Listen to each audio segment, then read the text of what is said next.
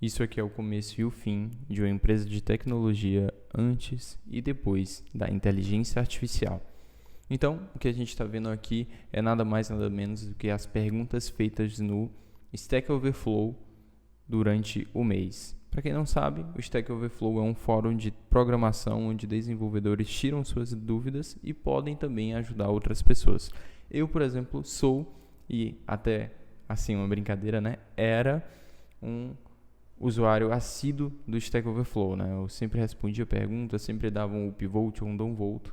Só que o fato é que depois de 2021, 2022, todos os programadores, né? Assim, em geral, estou generalizando, é claro, mas a grande maioria parou de usar o Stack Overflow ou, pelo menos, né, diminuiu em grande porcentagem o seu uso. Então vamos lá, né? Esse gráfico começa em 2008 e se encerra em 2026. Então tem aí quase 20 anos, né, do começo do gráfico para o final. Mas isso não é o mais importante, mas sim o comecinho dele, né? Aqui eu fui fazer umas consultas e era mais ou menos 10 mil perguntas feitas por mês. E aí, você vem aqui para o ano de 2025, né? Você vê que também, né, a diferença aqui não tá tão grande, né? Aqui, se a gente for fazer uma consulta, talvez vai dar entre 20 e 30k, né? Entre 20 e 30 mil perguntas feitas. Então você vê que no ano em quase 20 anos, as perguntas feitas voltaram para a estaca zero, né? Entre aspas. Então vamos avaliar aqui um pouquinho melhor, né? O pico do Stack Overflow foi de 200 mil perguntas feitas por mês, né? Que foi atingido em 2014, em 2016, aqui em 2017 e quase em 2020. E aí foram os picos da tecnologia, né? Que os desenvolvedores estavam lá tirando suas dúvidas, ajudando uns aos outros.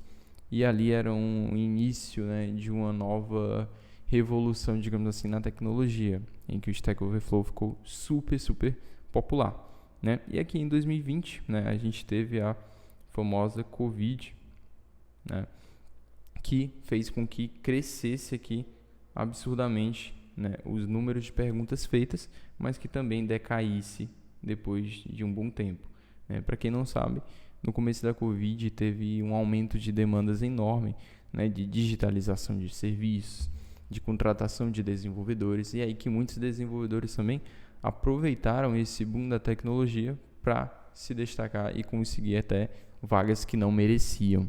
Ou seja, as empresas estavam tão loucas por contratar novas pessoas que acabavam contratando gente de qualquer habilidade, né? Tinha até dev que tinha começado a estudar há um mês tecnologia e aí, depois de 6 meses, né, vamos supor, ele estava já como desenvolvedor júnior, né? E aí tem, né, vários memes e coisas do tipo de pessoas falando: estudei 6 meses de programação, já posso ser um desenvolvedor?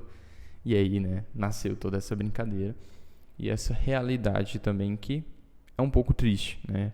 A área acabou ficando desvalorizada e aí, né, foi decaindo até onde a gente está hoje de perguntas, voltando ao gráfico, né?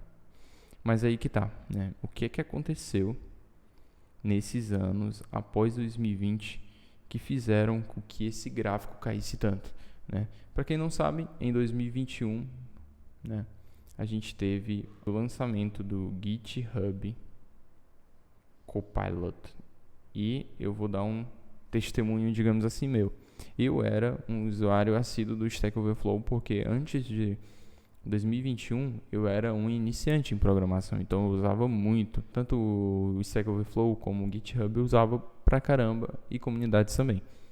Mas em 2021, né, teve o lançamento do GitHub Copilot, que era nada mais, nada menos que uma extensão dentro do VS Code, que simplesmente revolucionou tudo para quem estava iniciando na programação e até para quem já era desenvolvedor.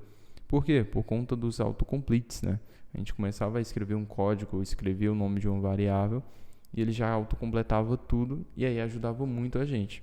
E eu usei demais, e eu não conseguia mais não programar sem usar GitHub Copilot, porque a minha produtividade era, como que eu posso dizer? Se uma coisa eu fazia em um dia, com o GitHub Copilot eu fazia em 2 horas, se não menos. Então, fica aí essa primeira análise do ano de 2021. E o que é que teve, né? Vou até subir aqui o gráfico do ano 2021. Vou deixar aqui.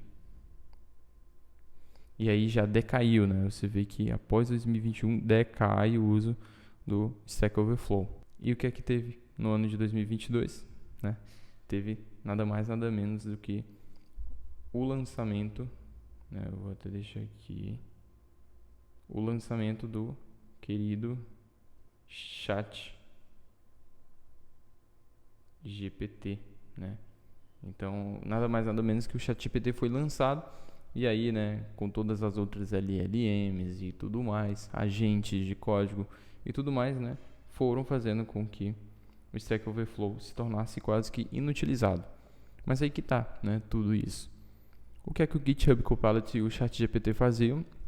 Nada mais, nada menos do que um scrapping de todo o material que tem dentro do Stack Overflow, né? E aí fica a dúvida, isso é certo, isso é errado, né? E sinceramente, eu não sei o que falar sobre isso, mas eu queria saber o que vocês pensam sobre isso. Então, contem aí nos comentários, né? Curtem, compartilhem esse vídeo para que essa análise, né, e essa realidade do que aconteceu no Stack Overflow fique aí para todo mundo, porque isso pode acontecer com qualquer empresa, né? Você tinha uma empresa no ano de 2020 que era tudo, né, tudo acontecia de forma presencial. Teve um tempo que teve que ficar tudo fechado por conta da pandemia. E aí depois disso você teve que digitalizar muitas coisas. O Stack Overflow, infelizmente, né, decaiu e está quase desaparecendo por conta do seu não uso. E aí também fica uma outra reflexão, né? Por que os programadores ou os donos do Stack Overflow não fizeram nada com isso, né? Eles tinham tudo na mão, a faca e o queijo, né? Podiam fazer todo o scrapping lá do material deles e ter feito uma IDE ou uma IA para programadores, mas não fizeram isso, né? Não aproveitaram esse boom de IA e acabou decaindo. Então, eu fico triste, né, pelo Stack Overflow ter caído tanto, mas isso abre portas também para a gente que é programador a ser ainda mais produtivo, como a gente está conseguindo nesses últimos tempos, né? Então fica aí esse vídeo, espero que vocês tenham gostado, deem um like, comentem e compartilhem, que isso vai me ajudar a trazer cada vez mais conteúdos sobre programação e análises também. Então, tchau, tchau e até o próximo vídeo.